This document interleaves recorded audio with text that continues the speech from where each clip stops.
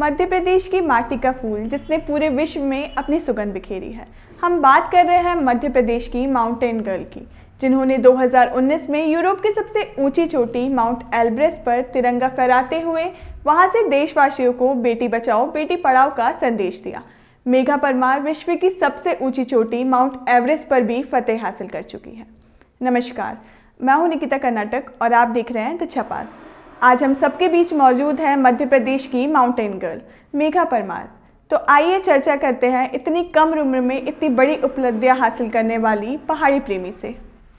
नमस्कार मेघा, आपका द छपास में स्वागत है। नमस्कार।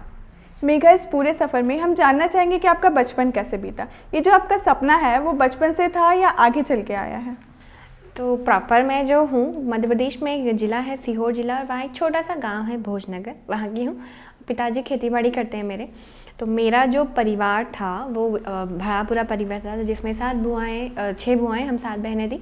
और होता ये था कि आज से 25 साल पीछे यदि आप जाओगे तो मेरा जन्म भी दाई के हाथों हुआ है। तो जब मैं पैदा हुई तभी मेरे दादाजी ने एक चीज़ की थी, अरे मेरे घर बहुत सारी लड़की होने के बाद लड़का होता है। तो मैं जब पैदा हुई थी तब बोले थे, अरे दामोदर की भी किस्मत फूट गई, कहीं हमें गई सारी छोरी होगी का बात छोरो होगी। और मैं लक्की उस दिन हो गई थी जिस दिन मेरा भाई हुआ। पर आप समझ सकते हैं आज से 25 साल पहले कितना अलग माहौल रहा होगा। तो होता ये था कि घर में जब रोटियां बनती थी तो घर के जो भाई लोग होते थे उनको हमेशा चुपड़ी रोटी देते थे और हमको कोरी रोटी देते थे। तो मैं हमेशा, जो बच्चे होते ना अटेरे बच्चे, उनमें से एक थी। मैं बोलती थी हमारे भी चुपड़ी रोटी चाहिए, हमारे कोरी रोटी नहीं खानी। तो एक जवाब आता था हमेशा, तो हमें खिला के कहीं करेंगे, छोरा उनके खिलाएंगा तो वो हट्टो कट्टो होएगो, नाम रोशन करेगो, काम धाम करेगो, तब तो 2-4 साल में ससुराल चली जाओगी। तब पहली बार 9th क्लास में क्लिक हुआ था कि कुछ तो ऐसा करना है कि पिताजी का नाम रोशन हो। मुझे लगता है कि हर बच्चे का पहली बार जो क्लिक होता है वो वहीं से होता है कि उसके, मतलब मैं गांव की से हूँ, तो मुझे ऐसा लगता है मेरे पापा जी मेरे को बोले कि भाई छोरी ने नाम रोशन कर दिया। तो मुझे वहाँ से क्लिक हुआ था पहली बार। और बाकी जो चीज़ थी वो मम्मी को मैंने हमेशा 2 बार बाहर निकलते हुए देखा था, रक्षाबंधन और संक्रांति पे। तो मुझे ये था कि मुझे भी माँ बनना है, बहन बनना है, बेटी बनना है, पर मेरी एक आइडेंटिटी है, मैं मेघा परमार हूँ, तो वो आइडेंटिटी हमेशा ज़िंदा रहे। मुझे कुछ करना है, कुछ करना है, कुछ करना है, ये वहाँ से क्लिक हुआ था। तो मुझे पहले पता नहीं था कि पर्वतारोहण करना है या कुछ करना है। उस समय तो बिल्कुल शून्य थी, बस ये था कि कुछ करना है। अक्सर हमने देखा है जो सामान्य परिवार से आते हैं उन्हें अपना सपना पूरा करने के लिए कई कठिनाइयों का सामना करना पड़ता है। तो आपको अपना सपना पूरा करने के लिए किन चुनौतियों का सामना करना पड़ा? बहुत सारी चुनौतियाँ होती है। यदि एक सामान्य परिवार से बच्चा आता है और उसके सपने और अलग होते हैं, तो सबसे इम्पॉर्टेंट चीज़ होती है फाइनेंशियल प्रॉब्लम। वो हर एक के साथ होती है, क्योंकि हमारे यहाँ हम क्या सोचते हैं, एक सेम लाइन पे चल रहे हैं सब लोग कि इतने पढ़ लेंगे फिर एक छोटी मोटी नौकरी हो जाए और ऐसे ही लाइफ हमारी चलती रहे। मेरे साथ, या फिर लड़की है तो थोड़ी बड़ी हो जाए, शादी कर दे और ज़िंदगी भर वही चीज़ करे। पर मेरे साथ ये था कि मेरे को कुछ करना था। और दूसरे भी सामान्य परिवार से जितने बच्चे होते हैं उनके पास ये चीज़ आती है। तो मैं हमेशा ये कहूँगी, जैसे कहा जाता है आपका जो टैलेंट है, हुनर है, हर चीज़ में पार्टिसिपेट करो। पहले देखो कि आप किस चीज़ के लिए बने हो, क्या चीज़ है आप जो बेहतर कर सकते हो। जब तक आप पार्टिसिपेट नहीं करोगे तब तक आपको पता कैसे चलेगा कि आप किस चीज़ को बहुत बेहतर कर सकते हो। और आपने जिस दिन आपको पता चल जाता है ना कि आप उस चीज़ में बहुत अच्छे हो, उस चीज़ को करने के लिए लग जाओ। ऐसी कोई सी चीज़ नहीं है जो आप हासिल नहीं कर सकते, सब कुछ आप पा सकते हैं। और बस मुझे ऐसा लगता है कि एक सामान्य परिवार का बच्चा भी टॉप तक पहुंच सकता है, चाहे वो किसी भी फील्ड में का क्यों ना हो। जब आपने पहली बार अपने सपने के बारे में अपने परिवार को बताया तो उनका रिएक्शन कैसा था? मेरी तो पढ़ाई का ही बड़ी प्रॉब्लम थी। मैं अपने मामा साहब के घर पे रह के पढ़ाई की हूँ, और वहाँ भी मैं थोड़ी ज़िद्दी टाइप की थी। मतलब आप जब दूसरों के घर रहते हो तो एक टमाटर निकालने से पहले भी आपको सोचना पड़ता है फ्रिज से लूँ या नहीं लूँ। और फिर मैं जब कॉलेज में आई और मैंने अपने पिताजी को बताया कि मैंने अखबार में पढ़ा है पापा कि मध्य प्रदेश के 2 लड़कों ने माउंट एवरेस्ट समिट किया है, मेरे को भी माउंट एवरेस्ट समिट करना है, क्योंकि किसी लड़की ने मध्य प्रदेश की ने आज तक माउंट एवरेस्ट समिट नहीं किया। तो मतलब मेरे पापा, एक सामान्य पिताजी कितने डरते हैं, तो 2-2 महीने के लिए बाहर रहेगी, लोग कई बोलेगा, पापा तो बोल देता गांव वाला सी बोले पहाड़ जाती फिर इनकी छोरी। तो फिर मैंने अपने पिताजी को झूठा बोला था, अरे पापा मैं पहाड़ चढ़ जाऊँगा, तुम्हारी सरकारी नौकरी मिल जाएगी, तुम्हारे जाने तो दो। यकीन मानिएगा, मुझे ऐसा लगता है कि आपके मम्मी पापा आपके साथ है तो बाकी समाज से आपको कोई मतलब नहीं होना चाहिए, केवल वो ही आपकी ढाल है। तो मेरे मम्मी पापा ने मुझे सपोर्ट किया और फिर मैं धीमे धीमे अपने कदम बढ़ाती रही। आपकी पहली माउंटेन यात्रा कौन सी थी और आपने सपने को कैसे पूरा किया? मतलब क्या सोचा आपने कि इस माउंटेन पे मुझे जाना है, और किन किन चुनौतियाँ जो जो आई आपके आगे वो? मेरी पहली माउंटेन की यात्रा, सबसे पहले तो मैंने एवरेस्ट बेस कैंप ट्रैक किया था 5345, जो भी मेरे लिए बहुत टफ रहा था, क्योंकि पहली बार आपकी बॉडी हाई एल्टीट्यूड पर जाती है तो बहुत प्रॉब्लम होती है, वॉमिटिंग होती है, बहुत तेज हेडेक होता है, बॉडी में बहुत सारे चेंजेस आते हैं, खाने को कुछ नहीं मिला था। क्योंकि ये मैंने इसलिए किया था कि मेरा सपना था टॉप ऑफ द वर्ल्ड पे जाना है, तो उससे पहले आपको 6000 के माउंटेन्स क्लाइंब करने होते हैं, कोर्सेज करने होते हैं। तो मैंने कोर्सेज़ किए पहले तो, और बहुत रगड़ा देते हैं, सेम कमांडो ट्रेनिंग की कमांडो ट्रेनिंग की तरह हम लोगों की ट्रेनिंग होती है, जहाँ आपको 2 मैगी के पैकेट दे दिए जाते हैं और जंगल में छोड़ दिया जाता है 3-3 दिन के लिए। वहाँ आपको सर्वाइव करना सिखाते हैं, इग्लू बना बना के आपको रहना पड़ता है। और मेरा सबसे टफ़, मुझे लगता है कि सबसे टफ़, क्योंकि पहली बार था, तो मैंने माउंट लद्दाखी क्लाइंब की थी। तो रात की 12 बजे से लेकर सुबह की 4 बजे तक हम केवल 70 डिग्री की एक वॉल थी सीधी आइस की, जिसे डबल ट्रैक्शन, मतलब हाथ में 2 आइसेक्स हैं और पैरों में 2 क्रैम्पोन है, उसको करते हुए चढ़ रहे थे। और हर पल ऐसा लग रहा था कि अब छोड़ दें, अब छोड़ दें। तो मेरे लिए बहुत बहुत टफ़ और बहुत चैलेंजिंग था। पर जिस दिन वो टफ़ चैलेंजेस था माउंट लद्दाखी को मैंने क्लाइंब किया, वो कॉन्फिडेंस आया कि नहीं, जब मैं ये कर सकती हूँ तो पक्का, यदि मैं ना गिव अप ना करूँ तो मैं माउंट एवरेस्ट भी कर सकती हूँ। मेगा माउंटेनरी के दौरान हमेशा एक ऐसा समय आता है कि हम हार मानने लगते हैं, तो इस पीक टाइम पे आपने खुद को कैसे मोटिवेट किया? माउंटेनरिंग कहें या लाइफ के जो गोल होते हैं हमारे, हर एक में ये टफ चीज़ होती है। तो आप हमेशा ध्यान रखिएगा, हम जब सीधी लाइन पहुंचते हैं और हमें बीच लाइन पे सबसे ज़्यादा दर्द होता है, यहाँ से दर्द होता है, शरीर हमारा टूट चुका होता है, और उसी समय हमारा मन बोलता है यहाँ से छोड़ दो, यहाँ से छोड़ दो। तो जिस चीज़ पे मैं काम करती हूँ, हमेशा यह ध्यान रखिएगा कि जब हम लाइन के यहाँ तक पहुँच चुके हैं तो आगे जाने में भी हमको उतनी एनर्जी लगेगी, इससे अच्छा क्यों नहीं हम पूरी लाइन ही पहुँच जाएं। बस इसी गोल पे मैं काम करती हूँ, और एक एक कदम बढ़ाएंगे, धीमे धीमे धीमे, कोई सा भी लक्ष्य क्यों ना हो, हम धीमे धीमे अपने टारगेट पर जरूर पहुँच जाएंगे। आप अपनी पर्सनल लाइफ को अपने पैशन से कैसे कनेक्ट करती हैं? पर्सनल लाइफ अलग होती है, प्रोफेशनल लाइफ अलग होती है, पर मेरे सीन में ऐसा नहीं है। मेरी पर्सनल लाइफ और प्रोफेशनल लाइफ बिल्कुल एक दूसरे को सपोर्ट करती है। पर्सनल लाइफ इसलिए, जब मैं कुप्पे से पानी भरती हूँ ना, छत पे दूसरी मंजिला पे ले जाती हूँ या गांव पे काम करती हूँ, तो वो भी मुझे प्रोफेशनल में मदद करती है। और जब मैं प्रोफेशनल रूप से जब पहाड़ों पर जाती हूँ और वहाँ हर एक टारगेट के बाद मन करता है ना गिव अप कर दूँ, तो लाइफ के जो चैलेंजेस आते हैं उसके लिए मुझे संयम वहीं से मिलता है, प्रकृति से प्रेम वहाँ से मिलता है। फिर पता चलता है कि जीवन में बहुत कुछ है। जब हम पहाड़ जैसी चुनौती को धीमे धीमे कदम से और गिव अप ना करके पार कर सकते, तो लाइफ की ये छोटी छोटी समस्याएं तो आती जाती रहेंगी, हम क्यों हिम्मत हारे। तो मुझे ऐसा लगता है मेरे दोनों ही पार्ट मेरे लिए बहुत ज़रूरी हैं और बहुत सपोर्ट करते हैं। अभी तक आप कौन कौन से पहाड़ चढ़ चुकी हैं और आपका नेक्स्ट गोल क्या है? कौन सा पहाड़ आप चढ़ने का सोच रही हैं या चढ़ने वाली हैं? जब मेरी माउंटेनरिंग की शुरुआत हुई थी तो मैंने माउंट लद्दाखी क्लाइंब किया था एनसीसी ने 17 साल बाद। फिर मैंने अपनी ट्रेनिंग की, काफ़ी सारे और भी माउंटेन्स क्लाइंब किए, इंडिया के नेपाल का माउंट आइलैंड पिक क्लाइंब किया। फिर उसके बाद सबसे पहली बार 2018 में मैंने माउंट एवरेस्ट 700 मीटर रह गया था केवल मेरा, 8100 क्लाइंब किया था। मैं वापस आई थी, फिर मेरा ट्रेनिंग के दरमियान फॉल हो गया था, एक्सीडेंट हो गया था, तो मेरी रीढ़ की हड्डी 3 जगह से टूट गई थी। फिर रिकवरी की थी और फिर माउंट एवरेस्ट की तैयारी की थी। उसके बाद फाइनली मैं माउंट एवरेस्ट 2019 में मैंने सबमिट किया और इंडिया का फ्लैग लगाया। फिर उसके बाद मुझे लगा कि रुकना नहीं चाहिए। फिर 7 महाद्वीप के हाईएस्ट माउंटेन्स में मैंने जैसे यूरोप महाद्वीप का माउंट एल्ब्रस क्लाइंब किया, अफ्रीका महाद्वीप का माउंट किलिमांजारो क्लाइंब किया, ऑस्ट्रेलिया महाद्वीप का माउंट कोजियास्को क्लाइंब किया, साउथ अमेरिका का माउंट अकांगुआ क्लाइंब किया।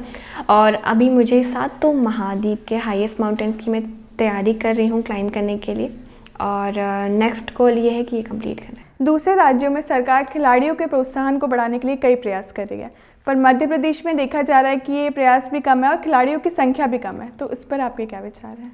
एक खिलाड़ी बहुत मेहनत करता है सुबह से शाम तक, केवल ये कि वो अपने देश को एक मेडल दे। पर आप सोचिए, खिलाड़ी ज़िंदगी भर तो नहीं खेल सकता ना। हमेशा एक चीज़ आती है खिलाड़ी के पास, जीविका चलाने के लिए, खाने के लिए अन्न तो चाहिए ना, उसके लिए पैसे तो चाहिए। इसलिए क्या होता है कि खिलाड़ी सोचता है कि इससे अच्छा तो मैं पढ़ाई करूँ, नौकरी करूँ, और प्रॉपर सपोर्ट नहीं मिल पाता खिलाड़ी को जो चाहिए होता है, जो अवसर देने होते हैं। तो मैं चाहे वो राज्य सरकार हो या केंद्र सरकार हो, सभी से रिक्वेस्ट करूँगी कि खिलाड़ी के पास एक हमेशा सेकंड उनका बैकबोन हमेशा होना चाहिए। उन्हें फाइनेंशियल सपोर्ट के लिए नौकरी देना चाहिए, उन्हें उनके टारगेट को अचीव करने के लिए प्रॉपर ट्रेनिंग और प्रॉपर सपोर्ट देंगे तो मुझे लगता है स्पेशली मध्य प्रदेश में इस चीज़ की थोड़ी सी कमी है। यदि खिलाड़ियों को नौकरी मिलेगी उनकी मेडल्स के हिसाब से, उनके अचीवमेंट के हिसाब से, तो आने वाले समय में जो जितने भी यूथ है और जितने भी बच्चे हैं जो लगता है उनको कि वो खेल में बहुत अच्छा अचीव कर सकते हो, वो पहले से ट्रेनिंग करके अपने आने वाले भविष्य को भी सेटल देखेंगे तो ज़्यादा से ज़्यादा तैयारी करेंगे, 100% देंगे और देश को, मध्य प्रदेश को बहुत सारे मेडल्स और बहुत सारे अचीवमेंट्स मिलेंगे। मेघा, आप एक इंस्पिरेशनल यूथ आइकन है, पर मीडिया से चर्चा करते समय आपका शब्दों का चुनाव कैसा होता है? मतलब आप किस तरह के शब्द यूज़ करती हैं? मैं हमेशा कोशिश करती हूँ, क्योंकि बहुत सारे बच्चे, बहुत सारे यूथ हमें फॉलो करते हैं, तो कभी भी ऐसे स्पेशली, और यदि मैं देश के बाहर होती हूँ तो क्योंकि वहाँ मैं एक इंडियन हूँ, वहाँ पे मैं कोई ना मेघा परमार हूँ, ना मैं एमपी से आई हुई लड़की होती हूँ, ना यहाँ भी देश में भी वही बात है। यहाँ होता है कि मैं एक माउंटेनियर हूँ जिसको बहुत सारे बच्चे फॉलो करते हैं और उनके जैसा मुझे बनना, मेरे जैसा बनना चाहते हैं। और बहुत सारी लड़कियाँ और उनके पिताजी भी चाहते हैं कि उनकी बच्ची भी और अचीव करे और बहुत कुछ अलग अलग करे, तो बहुत सारी जिम्मेदारी होती है। तो मुझे ऐसा लगता है यदि आप एक पब्लिक फिगर है और बहुत सारे यूथ या दो यूथ भी आपको देख के मोटिवेट होते हैं, तो आपकी एक जिम्मेदारी है कि आप एक सही मैसेज हमेशा समाज को दें। ऐसे कभी शब्द या ऐसी कुछ भी क्रिया प्रतिक्रिया स्पेशली पब्लिक डोमेन में ना करें जिससे हमारी यूथ की लाइफ में गलत प्रभाव पड़े। हमेशा अपने शब्दों का चयन करें कि वो उससे मोटिवेट हो, उनके जीवन में असर आए, वो उसको अपने जीवन में उतारें और देश का भला हो। आप कोरोना काल में अपने फिटनेस का ध्यान कैसे रख रही हैं? तो मैं एक माउंटेनियर हूँ, तो हमेशा माउंटेनियर की बॉडी में थोड़ा फैट होता है, फिर मसल्स होता है, क्योंकि हम माउंटेन्स पे जाते हैं तो बॉडी पहले फैट को लेट खाती है, फिर मसल्स को खाती है, फिर धीमे धीमे तो एनर्जी का ये सोर्स होता है। तो मैं हमेशा अपनी फिटनेस को बनाए रखने के लिए, क्योंकि मुझे कहीं ना कहीं माउंटेन्स में जाना होता है, तो हल्का सा हेल्दी फैट अपनी बॉडी में रखती हूँ और डेली योगा करती हूँ। चाहे जो हो जाए, मुझे 21 सूर्य नमस्कार करना है तो मैं हमेशा करती हूँ। और यदि फिर मुझे किसी एक्सपीडिशन पे जाना है तो 6 महीने पहले से मैं 10 किलोमीटर रनिंग कंटिन्यू स्टार्ट कर देती हूँ। 10 किलोमीटर रनिंग 1 घंटे में कैसे भी करना है, ये मेरा टारगेट होता है। और योगा करना है, ब्रीथिंग योगा और वर्कआउट, ये मेरी लाइफ का एक सबसे महत्वपूर्ण हिस्सा है जो मैं कभी नहीं छोड़ती। मेघा परमार एक ग्लोबल आइडेंटिटी है, पर शादी के बाद भी आप इस आइडेंटिटी को कैसे बरकरार रखेंगी? तो मेरी खुद की आइडेंटिटी बरकरार रखने के लिए एक बहुत महत्वपूर्ण हमारे समाज में एक लाइन कही जाती है, वो मैं एक्सप्लेन करना चाहूँगी। कहा जाता है 2 जिस्म एक जान। ऐसा नहीं होता, ये तो बस केवल एक लाइन बना दी गई है। 2 जिस्म एक जान नहीं होते, 2 अलग अलग जिस्म होते हैं तो अलग अलग जान होती है, दोनों की अलग अलग आइडेंटिटी होती है। तो मैं अपनी आइडेंटिटी बरकरार रखने के लिए हमेशा रहूँगी कि मैं मेघा परमार हूँ, मैं सारा रोल अदा करूँगी। मैं वाइफ बनूँगी, मैं माँ बनूँगी, मैं किसी की बेटी हूँ वो बनूँगी। ये मेरी लाइफ की बहुत बहुत प्यारी जिम्मेदारियाँ हैं और जो मैं निभाऊँगी। पर मैं मेघा परमार हूँ, वो मेरी आइडेंटिटी है, वही मेरी पहचान है, उसे भी तो ज़िंदा रखूँगी। तो मैं अपने पैशन को कभी ख़त्म नहीं करूँगी। मैं जो करना चाहती हूँ लाइफ में, मेरे सपने, उन्हें कभी ख़त्म नहीं करूँगी। और मैं हर लड़की को भी यही संदेश देती हूँ कि आप, सबसे इम्पॉर्टेंट होता है आप 10 रुपये भी अपनी मेहनत से कमाएं। कभी भी आपके पिता, आपके पति, आपके पुत्र की संपत्ति आपकी नहीं होती, आप अपनी मेहनत से, चाहे आप कुछ भी काम करें, छोटा करें, बड़ा करें, या आपके टैलेंट से आप कुछ भी करें, वो सबसे महत्वपूर्ण होता है, वो आपकी आइडेंटिटी होती है, वो आपकी पूंजी होती है। तो आज का समय वो आ भी चुका है, अब आप अपनी आइडेंटिटी को हमेशा बनाए रखें, ज़रूर बनाए रखें, आप चाहे कोई भी रोल अदा क्यों ना करें। मेघा, आपने इतना नाम कमाने के बाद देश के प्रधानमंत्री और गृह मंत्री से भी मुलाकात की, तो उन्होंने आपको कैसे अप्रिशिएट किया? मेरे लिए तो एक ऐसा कहते हैं ना, एक सपना साकार हो गया।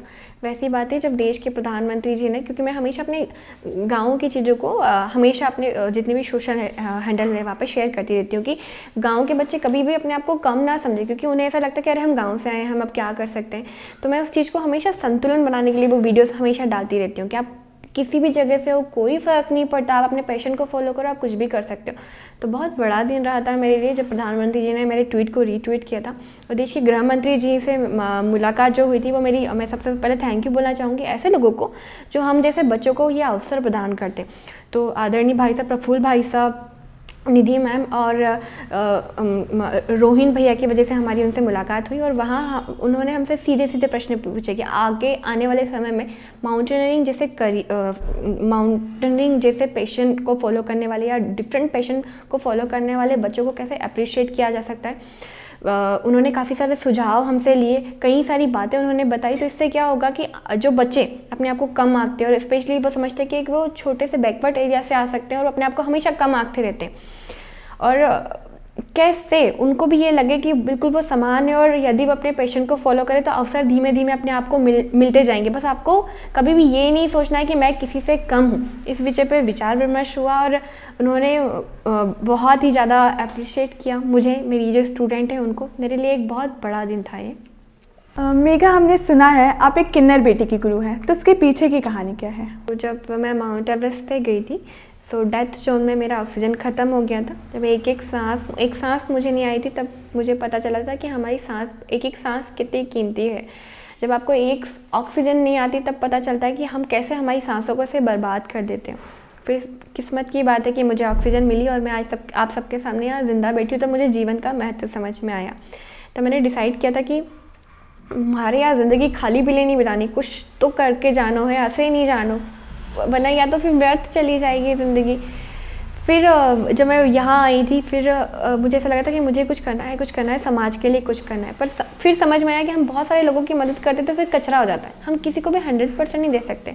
फिर ये समझ में आया कि हाँ, हर एक व्यक्ति पर एक व्यक्ति की ज़िंदगी ज़रूर बना सकता है यदि वो चाहे तो। उसी समय मैं ढूंढ रही थी कि ऐसा कोई बच्चा जिसको नीड हो, चाहे वो लड़का हो या लड़की हो, जिसकी मैं मदद कर सकती हूँ। उस समय किट्टू मेरी ज़िंदगी में आई। किट्टू एक किन्नर है और वो मेरी ज़िंदगी में आई। उन्होंने कहा कि उन्हें पर्वतारोहण के क्षेत्र में जाना है और पहले वो बधाइयाँ मांगती थी सुबह और शाम को ट्रेनिंग करती थी। तो फाइनली ये डिसाइड हुआ कि वो मेरे पास रहेंगी। फिर वो अब डेली हर सुबह 4 बजे जाके ट्रेनिंग करती हैं और मेरा ये होता है कि मेरी जो ट्रेनिंग थी वो मैं इनको फोकस करवाऊँ आगे। वो जितनी मेहनत कर रही हैं, मुझे ऐसा लगता है वो देश नहीं पूरी दुनिया में एक बहुत बड़ा नाम कमाने वाली है। मेघा, आज आप द छपास के मन से देश की बेटियों को क्या संदेश देना चाहेंगी?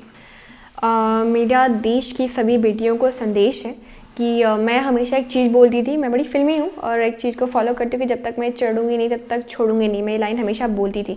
तो मैं हर बच्ची को ये कहना चाहूँगी कि जब तक आप कोई भी लक्ष्य डिसाइड कीजिए आपका, जब तक आप उसे पा ना लें तब तक उसे छोड़िएगा मत। पक्का आप कुछ भी अचीव कर सकती हैं, शायद इस दुनिया को बदल सकती है। इस दुनिया में इतना कुछ है देखने को, महसूस करने को, कि आपके पास थोड़ा भी वक्त नहीं है बर्बाद करने को। संभावनाएं असीम है, आप कुछ भी कर सकती हैं, शायद इस दुनिया को बदल सकती हैं। हर दिन कुछ नया कीजिएगा, नया सोचिएगा। कभी भी किसी भी काम को करने में मन में दुविधा हो तो याद रखिएगा, ना करके पछताने से कहीं बेहतर है कुछ करके पछताना, क्योंकि उससे तजुर्बा मिलेगा।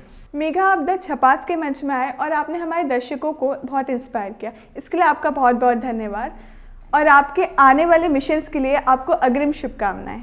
आज हमारे साथ मौजूद रही प्रदेश की पहली माउंटेन गर्ल मेघा परमार, जिन्होंने विश्व की सबसे ऊंची चोटी पर देश का झंडा गाड़ा और दुनिया के 7 महाद्वीपों में से 4 महाद्वीप की सबसे ऊंची चोटी पर फतेह हासिल की है।